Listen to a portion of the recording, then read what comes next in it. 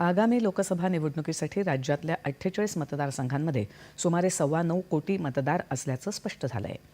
राज्यात 5 टप्प्यात होणाऱ्या मतदानासाठी 8 एप्रिल 2024पर्यंत एकूण 9,24,91,806 मतदारांची नोंद झाली आहे।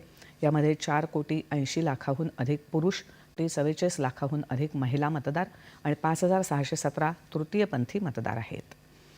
मतदार संख्येच्या बाबतीत राज्यात पुणे जिल्हा आघाडीवर आहे।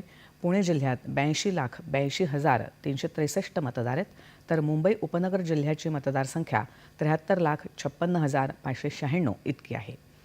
ठाण्याची एकूण मतदार संख्या 65,79,588, नाशिक एकूण मतदार संख्या 48,08,499 इतकी आहे, तर नागपूरची एकूण मतदार संख्या 42,72,366 इतकी आहे।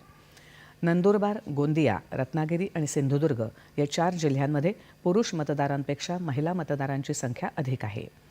अहमदनगर, सोलापूर, जळगाव, कोल्हापूर आणि छत्रपती संभाजीनगर या 5 जिल्ह्यांमध्ये 30 लाखाहून अधिक मतदार आहेत। बुलढाणा, अमरावती, यवतमाळ, नांदेड, रायगड, मुंबई शहर, बीड, सातारा, सांगली आणि पालघर या 10 जिल्ह्यांमध्ये 20 लाखाहून अधिक मतदार आहेत।